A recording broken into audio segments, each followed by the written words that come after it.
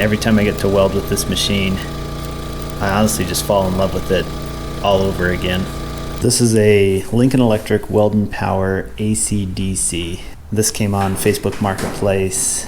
Looked at it, but managed to get away with this for $1,600 with a 50-foot ground and a 100-foot lead. I thought I'd gotten a great deal on it.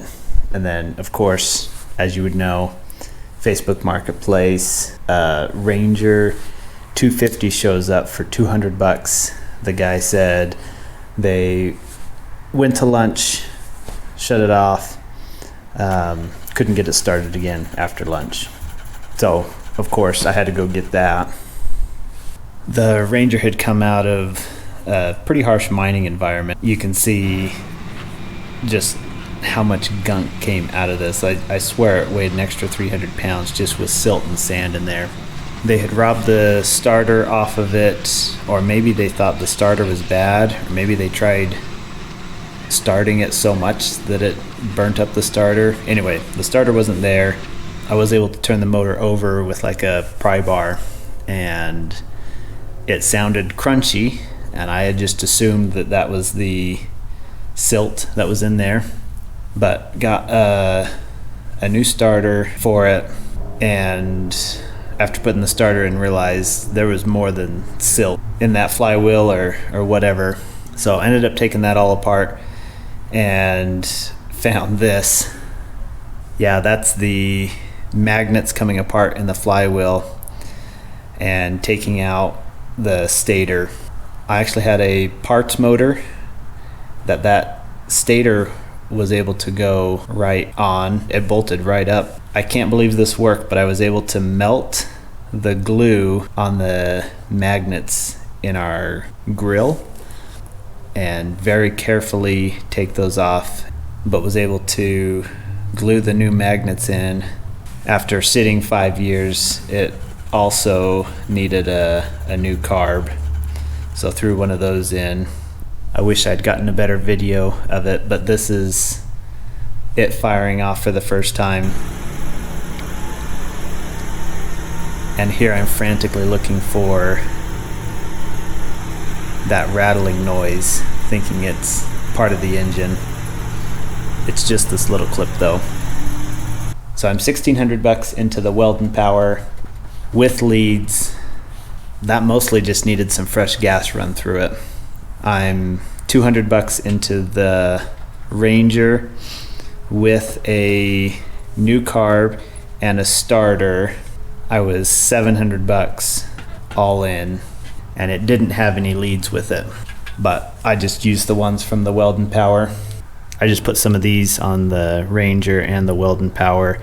I've got the same ones on my machines in the shop, so I can just switch any leads between anything I own, which is sometimes handy.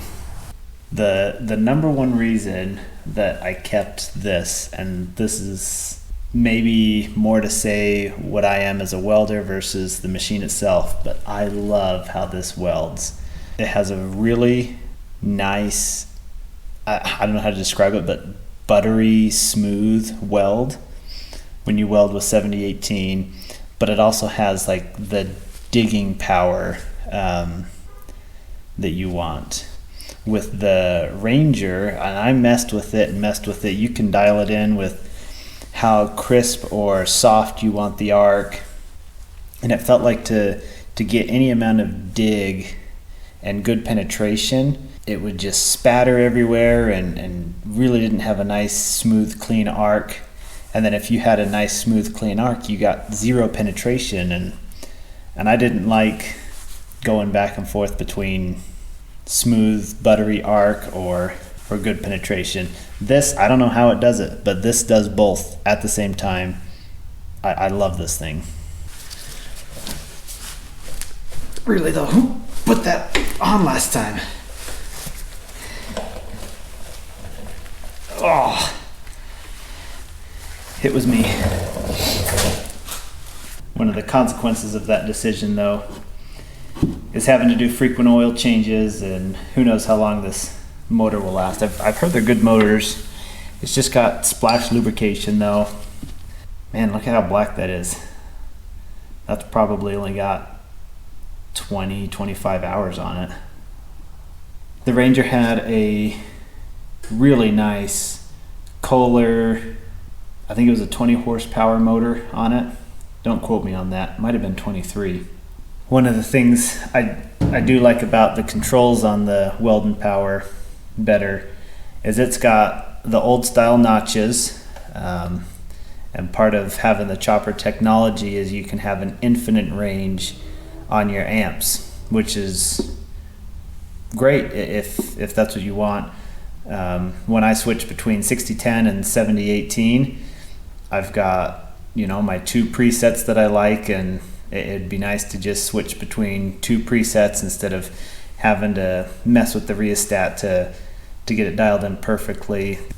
Definitely the Ranger was nicer on the power. It delivered really good, clean power to run like a plasma cutter and a air compressor at the same time. The Weldanpower, it'll run the plasma cutter and it'll run the air compressor, but generally not at the same time. If you're making a cut with the plasma cutter, once the air compressor starts, it all but puts that arc out. I did also like that you could run almost a full day on the Ranger. This has like a 2 or 2.5 gallon tank, and this motor seems to burn about a gallon an hour, so you're stopping to fill up fairly often, but it's not the worst thing in the world.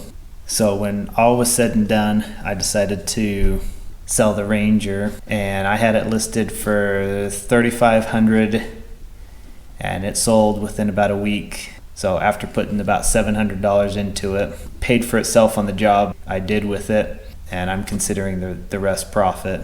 I definitely don't think I could have sold the Weldanpower for as much as I did, especially without leads. I've heard they're reliable, but honestly the chopper technology, circuit boards and stuff really kind of scared me when I got looking at them, and especially when I saw how much silt and everything was in that machine. Maybe a cleaner machine would have quelled those fears a little bit more. So tell me what I'm missing. Did I make the right choice, or what would you have done different?